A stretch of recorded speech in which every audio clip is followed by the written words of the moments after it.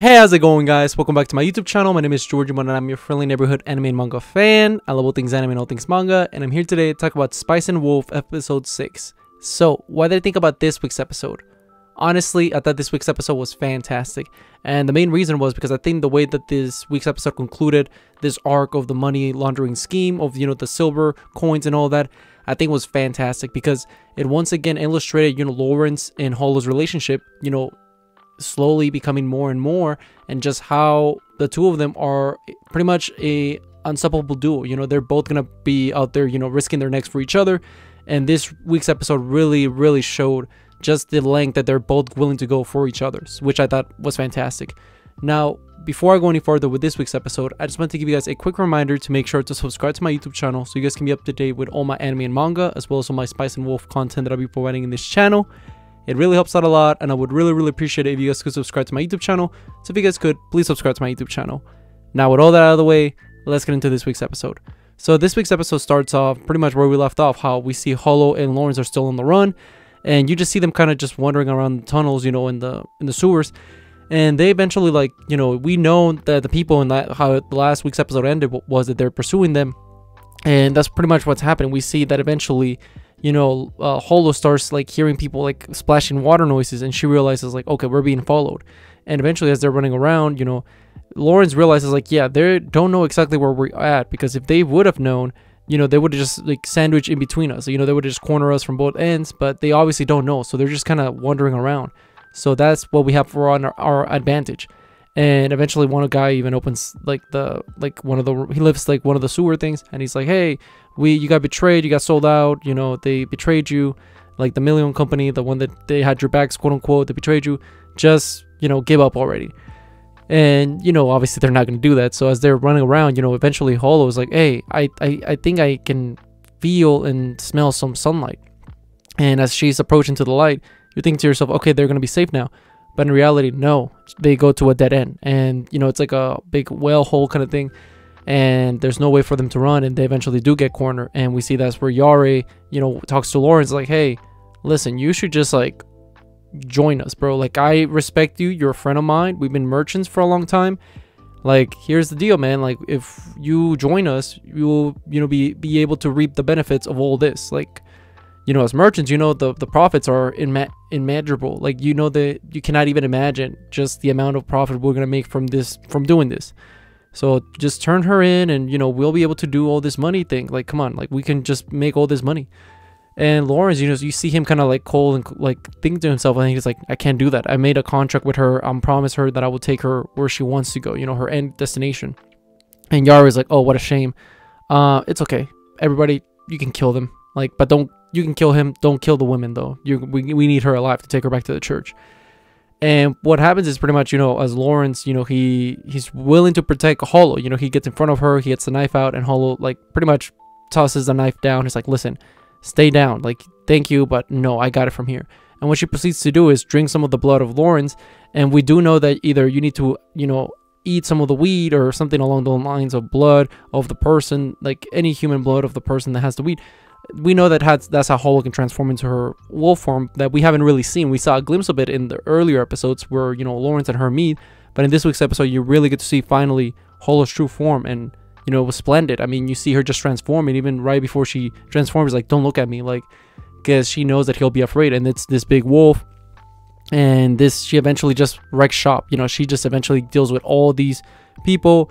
And she doesn't kill them, I believe. She just disposes of them, knocks them out. At least from what we know. And what happens eventually is, as she comes back, you see she's Yare, and she's you think she's gonna kill him. She opens her mouth, and she looks like she's about to eat him, and then Lawrence is like, Holo, don't do that, stop. And she does stop, but she lifts his coat, and he passed out from the shock. Obviously, I would too if I thinking that this wolf lady's gonna eat me. And what happens is, she grabs the coat, and she grabs also the wheat that Lawrence has, and she grabs it, and she starts walking away, and you think to yourself oh, she's gone for good. And Lawrence starts realizing that too. So Lawrence is like, Holo, don't do that. You still owe me for the clothes you just ripped, okay? Those clothes took me 10 years to get to. Like, so you have to plenty of time and plenty of money that you owe me. So you cannot leave just yet, because 70 silver coins that you've made so far is not enough to compensate for the losses. So you can't leave. But he's just trying to cover that up because he just doesn't want her to leave, period, you know. And, you know, as he's fading away, you know, closing his eyes, she starts walking away more. And then he wakes up in the Melio trading company, the guy with the blonde bob cut guy with the glasses, the one that's been helping Lawrence so far. And, you know, they kind of just chit chat. Like, yeah, she took you in here. My man showed up in the sewers, you know, just to clarify you were safe. And we saw that she was protecting you. And eventually I got down there because she wouldn't let anybody touch Lawrence, except once I got there, you know, she trusted us. And, you know, that's how we got you back up here. And Lawrence is like, where is she? He's like, well, I don't know. She left, like, she brought you here and then she disappeared. And it's been a whole day since. And Lawrence is like, oh no, she must have left. What a shame. And then you see pretty much what happens is Lawrence starts like talking about like, okay, well, did the deal go through? And, you know, the head guy of the Mirio company, or Milio, I can't remember the names, but he's pretty much describing to Lawrence like, yeah, everything went as planned. We got our profits. However, you're going to get 120 silver coins. And Lawrence is like, that's it? It seems like for all of the work that we did, that's all the amount that we're going to get. Like, that's insane. Like, and I don't blame him. I mean, he almost nearly died. Now, 120 silver coins, I'm sure that's no, you know, shortchanging or anything. But at the same time, that has to be a large amount of money. But not enough for him to lose Holo as well as his, you know, nearly die. At least that's how it took from that scene. But then eventually the guy, he hits up Lawrence with another thing where it's like, well, you get an extra like 1,000 coins, I believe, from the whole deal of Yari, because they didn't want to be snitched out. So they paid them out like, hey, but you know, because they knew they were going to lose profit when it comes to the silver coin. So they eventually gave the money, from my understanding. And that's how he's able to leave with like over 1,000 silver coins, I believe. Or I don't know if they split it between him and Miro Company, so maybe like 600. I know the point is he's pretty well set off for the time being, and he's like, how do you want your credit to be transferred? Do you want money? You want only silver coins, or you want product? And then so Lawrence is like, I want pepper. And then the guy goes on this tell about how there was an old like folk tale with like he used to read about like this guy that, you know, the devil, and how he was trying to find the most delicious person in the town. And eventually he finds in this guy that smells like honey and like milk. But then the milk guy is like, actually, I'm not the best tasting guy. It has to be the fat guy because he bathed himself in salt or something. You know, a little silly thing that he just thought it was funny. You know, the guy. And then eventually how the episode ends, you know, Lawrence receives a letter, more like a receipt of stuff that he's bought. And he's like, what is this? It's like an invoice. And then he realizes, like, through looking at it, it's a women's silk code, you know, traveling shoes for women, and he realizes it's Holo. So then he starts running to the cargo area, eventually sees Holo in the cargo cart, and, you know, with apples of course. And, you know, he's like, oh my god, like, and she's like, and Lawrence is like, hey, it's good seeing you again. And he's like, so, and then you see obviously Holo just like, obviously I can't have you just travel all around and look for me in the woods, like, because he did say that earlier in the episode. He's like, if you leave, I'll chase you down and I'll find you because you owe me money. And, you know, Holo's just like, yeah, well, I can't afford you chasing me all the way to the woods.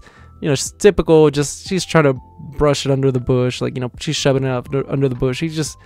We know in reality she stayed because she likes Lawrence. You know, it's pretty obvious.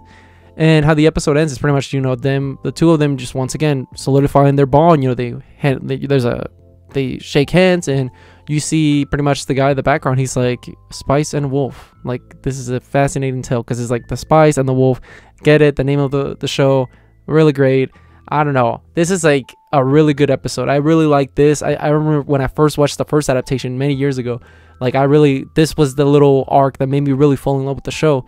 And it's only going to get better from here. And I know from my understanding, I think the next episode is going to be something that we didn't even get in the original adaptation, from my understanding, because I know they skipped some stuff in the original. So I can't wait to see what's to come, you know, next week's episode, if it's different than the original adaptation. But with all that being said, what did you guys think about this week's episode? Did you guys love it? Did you guys hate it? Did you guys thought it was alright? What did you guys thought? Let me know in the comment section down below. Also, thank you so much for sticking all the way to the end of the video. I really appreciate it. And don't forget to like, comment, and subscribe to my YouTube channel for more Spice and Wolf, as well as more anime and manga content in the near future. But yeah, with all that being said, I hope you guys have a great rest of your day. Bye bye.